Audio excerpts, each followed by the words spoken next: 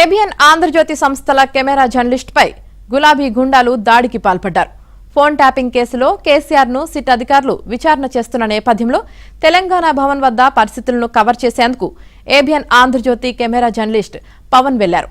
కేసీఆర్ కు సిట్ నోటీసుల జారీని వ్యతిరేకిస్తూ హైదరాబాద్ వ్యాప్తంగా ఆందోళనలు, నిరసనలు చేపట్టేందుకు ముందస్తు ప్రణాళికలో భాగంగా అప్పటికే బీఆర్ఎస్ శ్రేణులు ప్రత్యేక వాహనాల్లో పెద్ద సంఖ్యలో అక్కడికి చేరుకున్నారు. ఈ సందర్భంగా కార్యాలయం గేటు బయట కెమెరా జర్నలిస్ట్ పవన్ విధులు నిర్వహిస్తుండగా ఆయనపై బీఆర్ఎస్ కార్యకర్తలు దాడికి పాల్పడ్డారు.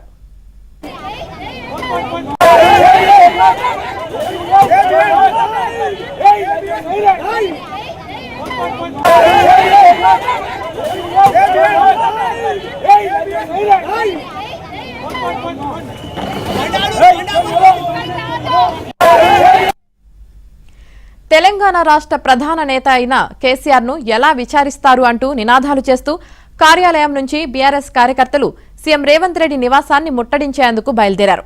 వారంతా కార్యాలయం గేటు దాటి బయటకు రాగానే అక్కడే ఉన్న పోలీసులు నిలువరించేందుకు ప్రయత్నించారు.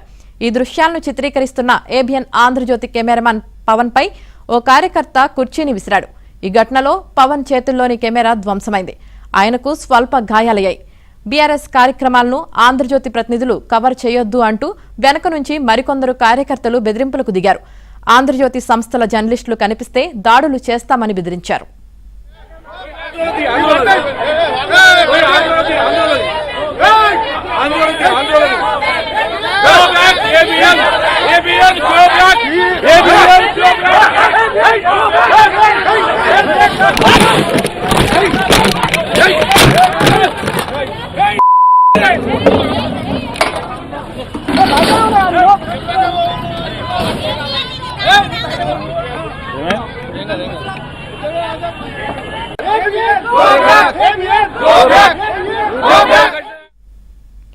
ఇక ABN Andhra Jyothi camera journalist Pawan పై బీఆర్ఎస్ శ్రేణుల దాడిని కేంద్ర మంత్రులు కిషన్ రెడ్డి, బండి సంజయ్ తీవ్రంగా ఖండించారు.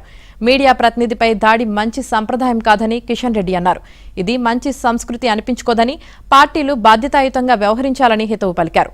దాడి చేసిన వారిని గుర్తించి ప్రభుత్వం చర్యలు తీసుకోవాలని డిమాండ్ చేశారు. టీఆర్ఎస్ గూండాల తీరు బాధాకరమని బండి సంజయ్ అన్నారు. ప్రజాస్వామ్యంలో మీడియాది కీలక పాత్ర అని, ప్రజల కోసమే పనిచేసే ఫోర్త్ ఎస్టేట్ పై బీఆర్ఎస్ దాడులు చేస్తామంటే చూస్తూ ఊరుకోబోమని ఒక ప్రకటనలో హెచ్చరించారు.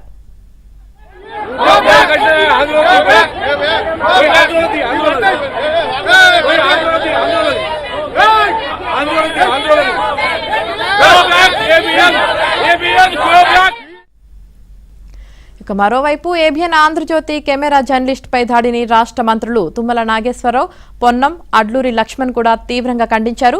నిజాలు వెలికితీసే ఏబిఎన్ ఆంధ్రజ్యోతి సిబ్బందిపై దాడులు సరికాదన్నారు. బీఆర్ఎస్ కార్యకర్తల చర్య అప్రజాస్వామికమన్న పొన్నం మండిపడ్డారు. ఇక ప్రజాస్వామ్యాన్ని బీఆర్ఎస్ కూనీ చేస్తుందని, మీడియాపై దాడులు సరికావని అడ్లూరి ఆగ్రహం వ్యక్తం చేశారు. దాడి చేసిన వారిని వెంటనే అరెస్టు చేయాలన్నారు.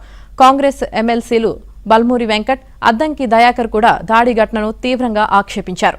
దాడికి పాల్పడ్డ వారిని వెంటనే అరెస్టు చేసి శిక్షించాలన్నారు.